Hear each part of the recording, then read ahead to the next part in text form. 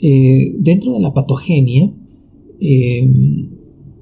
existen factores tanto del hospedero como del parásito que están participando en la evolución de una infección por entamoeba histolítica hacia una fase invasiva o no invasiva.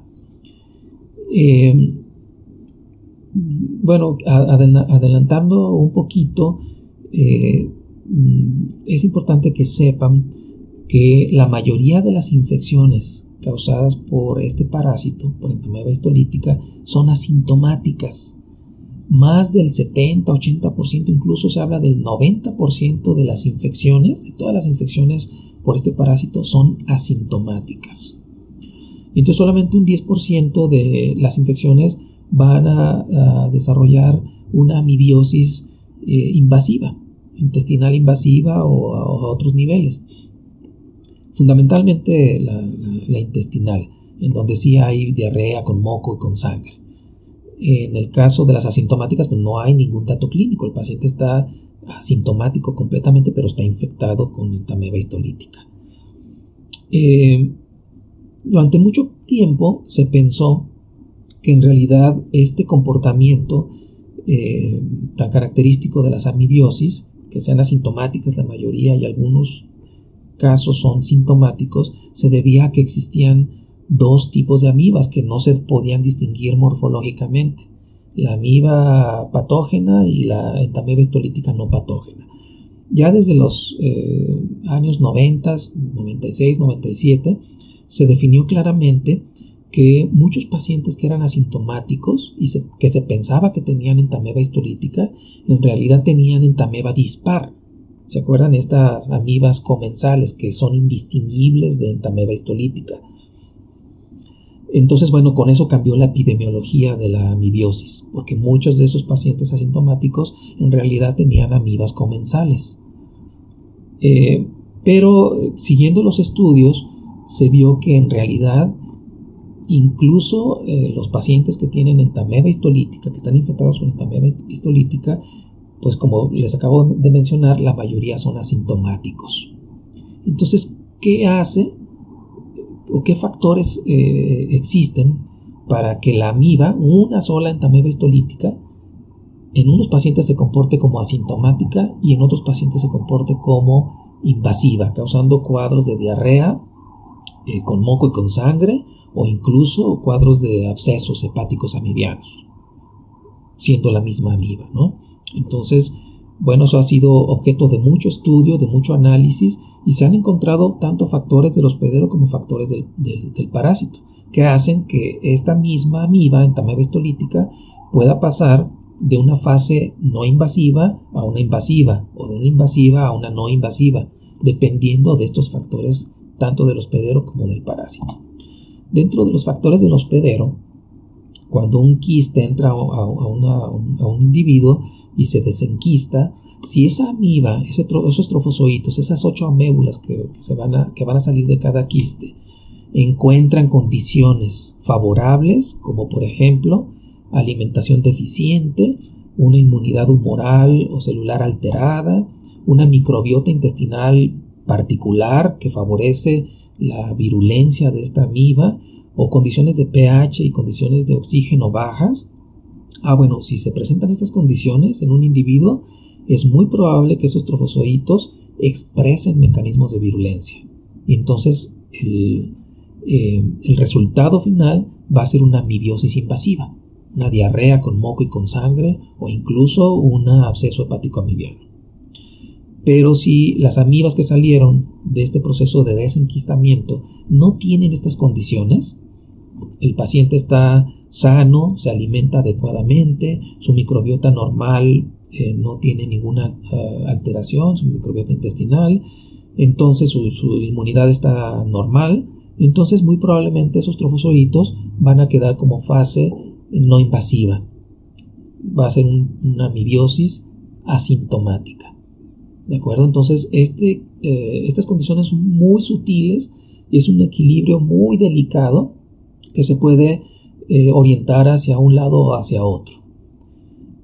Un ejemplo muy clásico es en África, Hubo análisis en algunas tribus africanas que estaban alejadas de la cultura occidental, pero cuando fueron colonizadas y adoptaron otras culturas occidentales, por ejemplo desde el punto de vista de alimentación, se vio muy claramente que cuando realizaron esas modificaciones alimenticias, por ejemplo, alto consumo de azúcares, por ejemplo, el consumo de bebidas azucaradas que les modificó su microbiota intestinal, su pH intestinal, empezaron a padecer de muchas amibiosis intestinales invasivas, cuando normalmente sí estaban parasitados, sí tenían amibiosis, pero eran generalmente asintomáticos. Y cuando hubo este cambio en sus hábitos alimenticios, pues empezaron a padecer de amibiosis invasivas. Entonces ahí queda claro pues cómo los factores del hospedero pueden influir en la virulencia de Entamoeba histolítica.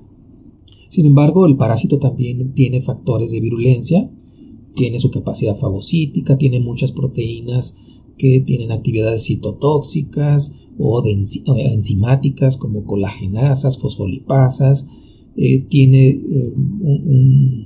estos azúcares son lectinas, son importantes para que el trofozoito se adhiera a las células epiteliales de los enterocitos, forma algunos péptidos conocidos como amebaporo.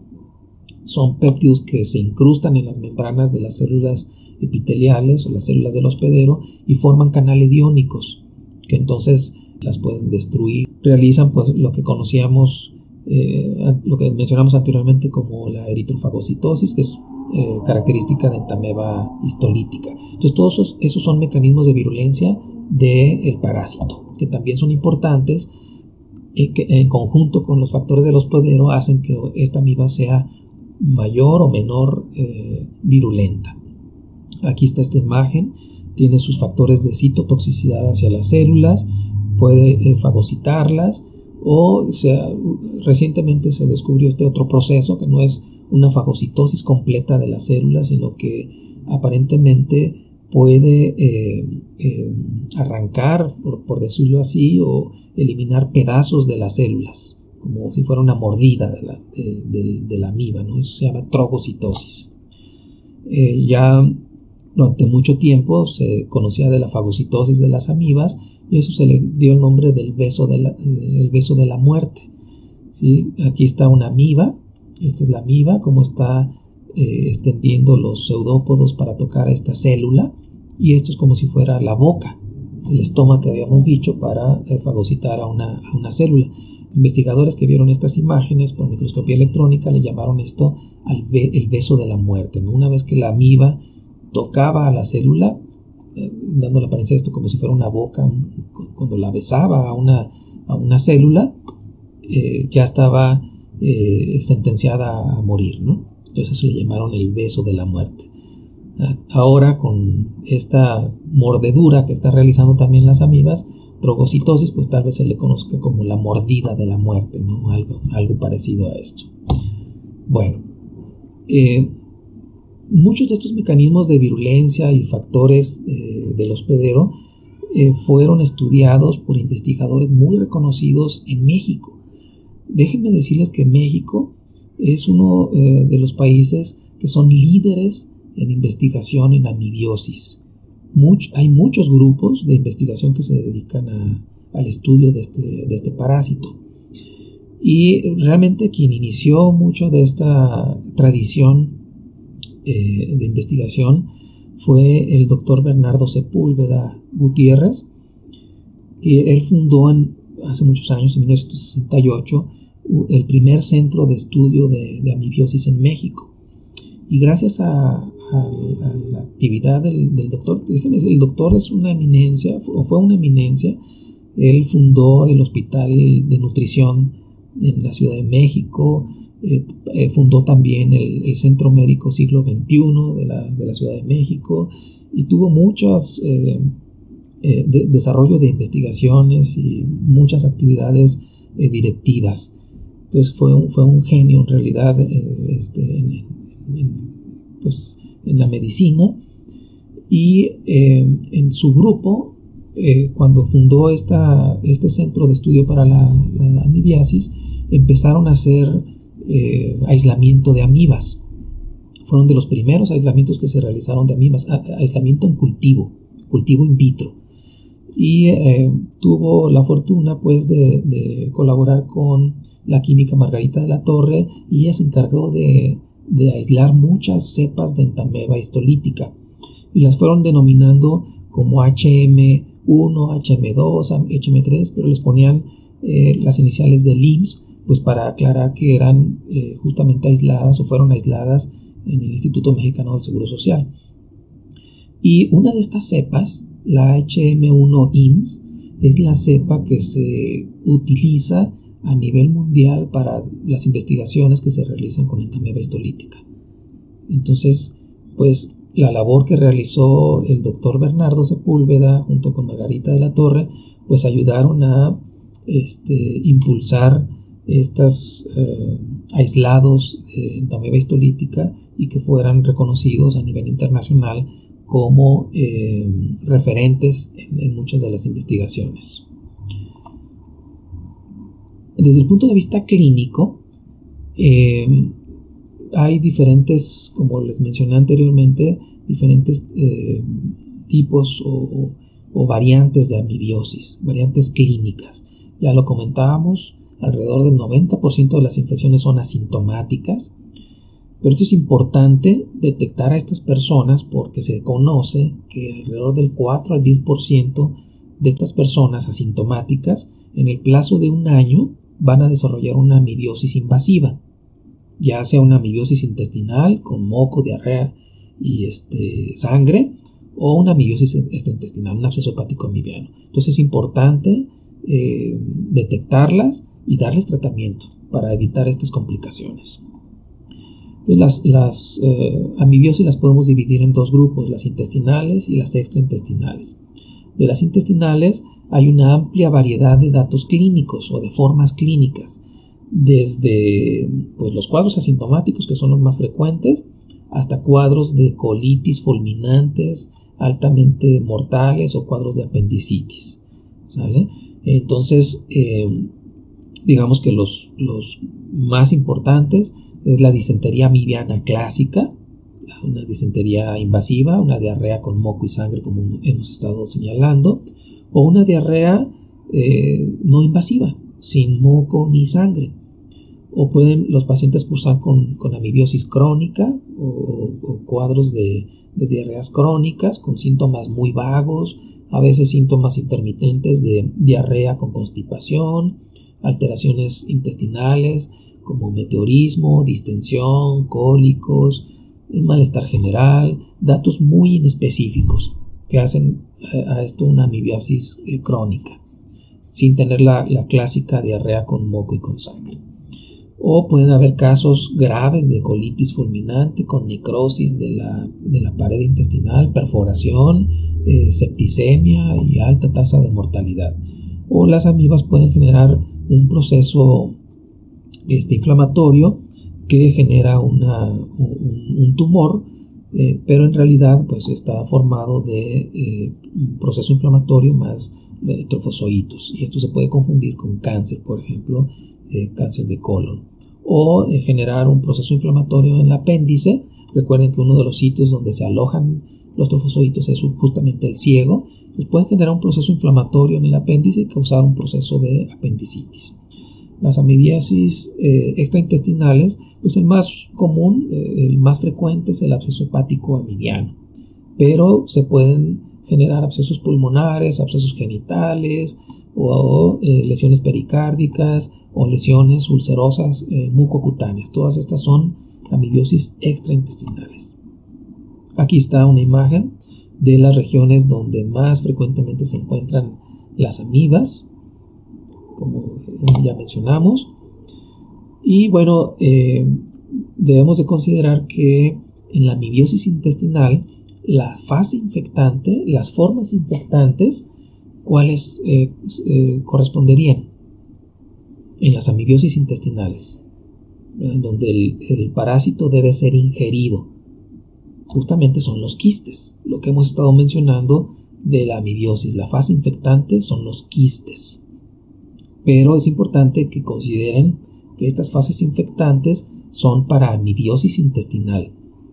¿Sí? Recuerden que los quistes, para ser infectantes, deben ser tetranucleados y deben de pasar por los jugos gástricos, el pH ácido del estómago, para lograr abrirse. No se pueden abrir en el medio ambiente sin la presencia de ácidos o de enzimas gástricas. Entonces, por eso la fase infectante de las amibiosis intestinales es el quiste.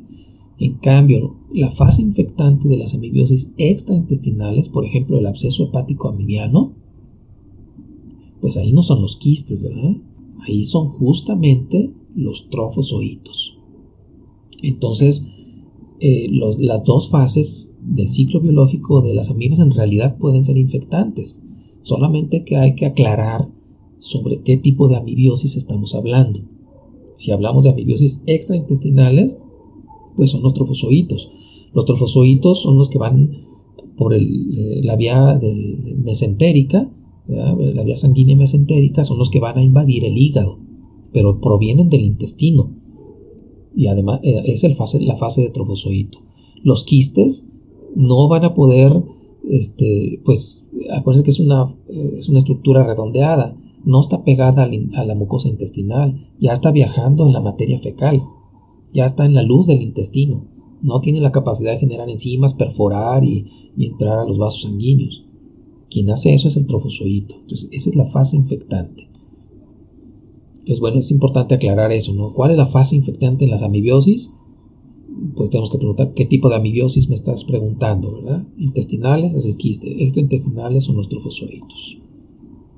Esta es una imagen de una biopsia donde se ven con una tinción, probablemente sea hematoxilina, eosina o tricrómica, no estoy muy seguro, pero bueno, aquí está el trofozoito y se ven en el interior eritrocitos. Este es un aspecto de una pieza de intestino con una colitis fulminante. Entonces vean cómo se presentan úlceras enormes, el tejido se hace muy friable, hay perforación intestinal, vean todo el daño que realiza en una colitis fulminante. ¿De qué depende esto? De que una amiba, una entameba histolítica, tenga este comportamiento tan agresivo. Pues otra vez, vamos a los factores del hospedero y a los factores de virulencia de la amiba. Probablemente estos pacientes tengan algún problema de inmunosupresión, alguna enfermedad de base muy grave, un cáncer o alguna enfermedad intestinal particular que hace que el comportamiento de la amiba sea muy, muy agresivo. Puede haber amibiosis cutáneas, donde la fase de trofozoito es la que infecta estos tejidos y va causando úlceras o lesiones ulcerosas, ¿no? El absceso hepático amibiano, los datos clínicos fundamentales, pues recuerden, es fiebre, hay dolor en el hipocondrio derecho y hay hepatomegalia. Generalmente, pues el absceso hepático amibiano es único, por lo general se localiza en el lóbulo derecho del hígado. Recuerden que tienen una actividad ahí, ¿verdad? Que me expliquen por qué razón es más común el absceso hepático amibiano en el lado derecho o en el lóbulo derecho del hígado. Y cuáles son las indicaciones para puncionar un absceso, ¿verdad? Hepático amibiano. Qué datos clínicos o qué datos laboratoriales se pueden tener para puncionar un absceso. Normalmente no se puncionan los abscesos amibianos, se les da tratamiento. Hay ocasiones en que los abscesos amibianos son múltiples, son raros, pero pueden suceder. Normalmente es un solo absceso y está ubicado en el lado derecho. Como el humano, mencionamos, es el único hospedero de estas amibas. Experimentalmente sí hay modelos animales, pero no es la amibiosis clásica del humano, es autolimitada en muchos modelos animales. La prevalencia es muy alta a nivel mundial, alrededor del 10% de la población está infectada con este parásito. Estamos hablando de alrededor de 600 millones de personas. En algunos países pues la frecuencia de amibiosis es muy alta, en algunas regiones hasta el 80% de la población está parasitada con entamoeba histolítica. Depende nuevamente de las condiciones sanitarias, culturales, económicas, alimentarias, etcétera, ¿no? Y lo que sí, bueno, pues hay alrededor de 100.000 muertes al año todavía por amibiosis. Y es más frecuente pues en climas cálidos o en climas tropicales como en nuestro país. Es más frecuente en adultos, en ambos sexos, y hay ciertos factores de riesgo para adquirir amibiosis invasivas o amibiosis severas. Por ejemplo, si son niños, hay que tener cuidado porque pudiera ser la amibiosis más severa que en los adultos. O si el paciente está tomando corticoides o algún inmunosupresor, también hay que tener cuidado. Los estados de desnutrición también favorecen amibiosis severas, el cáncer o el embarazo. Entonces son estos grupos de riesgo que hay que tener cuidado para evitar complicaciones de estas amibiosis. México, Sudamérica, África, la India son países que tienen muchos cuadros de amibiosis invasivas. También cada vez es más frecuente la amibiosis en hombres que tienen sexo con hombres. Se ha encontrado que el 20-30% pudieran tener infecciones por entamoeba histolítica. ¿Cómo se hace el diagnóstico? Bueno, se puede hacer clínico, pero como hemos visto hay ciertos problemas para estar seguros de que es una entamoeba histolítica, ¿no? La diarrea con moco y con sangre, si bien es característica de la infección por este parásito, también lo es para infecciones bacterianas, por ejemplo, una shigellosis, una salmonelosis, una campylobacteriosis, pueden generar diarreas con moco y con sangre. Entonces, es importante apoyarnos del laboratorio. Se hace un examen directo. A este examen directo se le conoce como amiba en fresco. Se realiza en solución salina, una gotita de solución salina, una gotita de la materia fecal, y se debe revisar lo más rápidamente posible porque lo que vamos a evaluar ahí es el movimiento de los trofozoitos. Lo que vamos a buscar fundamentalmente son trofozoitos emitiendo los pseudópodos. Si baja la temperatura de la muestra o ya pasó mucho tiempo, digamos más de 2 horas después de ser evacuada, los trofozoitos se redondean, se dejan de mover y es prácticamente imposible identificarlos en un examen directo, en una amiba en fresco. La otra técnica de diagnóstico es el coproparasitoscópico seriado, que ya vimos en las generalidades en qué consiste. Entonces, 3 muestras de 3 días diferentes. Aquí lo que se busca fundamentalmente son los quistes tetranucleados, quistes maduros. Recuerden ustedes que con las técnicas microscópicas no podemos distinguir entamoeba histolítica de las entamoebas comensales, de tal forma que si esa es nuestra forma de hacer diagnóstico laboratorial, tenemos que reportar el hallazgo, por ejemplo, de trofozoitos o de quistes de entamoeba histolítica diagonal dispar, para hacer referencia a que no tenemos la certeza de que sea entamoeba histolítica. Claro que si vemos un trofozoito con eritrocitos, pues lo podemos reportar así. Se observaron trofozoitos con eritrocitos en su interior, lo que probablemente corresponderá a entamoeba histolítica. Solamente con estudios laboratoriales moleculares, con análisis de DNA o técnicas de ELISA con antígenos muy específicos de entamoeba histolítica, se puede diferenciar las especies. Si realizamos estas técnicas, entonces sí podemos reportar entamoeba histolítica, el hallazgo de entamoeba histolítica. Pero si es por microscopía, pues no lo podemos realizar. Hay técnicas serológicas para hacer diagnóstico también, además de las microscópicas. Hay una técnica de coproantígeno amibiano, o sea, buscamos antígenos en la materia fecal. Es bastante efectiva, es una prueba rápida. Hay pruebas serológicas para detectar anticuerpos en el suero de los pacientes, se le conoce normalmente como seroameba, y esto nos ayuda a diagnosticar amibiosis invasivas. Normalmente los anticuerpos pues se elevan en pacientes que tienen amibiosis invasivas. Este es de gran ayuda, por ejemplo, para el diagnóstico de los abscesos hepáticos amibianos. Las pruebas de gabinete, gamagramas hepáticos, tomografías, radiografías, etcétera, más detección de anticuerpos en el suero de los pacientes nos ayuda al diagnóstico de estas amibiosis. Se pueden hacer otras estrategias que no son muy comunes, las tinciones, por ejemplo, de raspados de lesiones cutáneas o de biopsias para identificar a los trofozoitos. Hay pruebas moleculares. Nuestro medio pues no son todavía tan accesibles.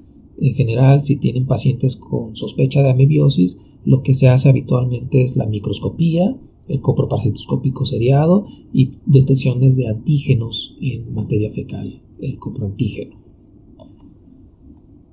¿Qué hay de tratamiento para la amibiosis? Bueno, aquí es importante distinguir muy bien a los agentes antiamibianos en dos grupos.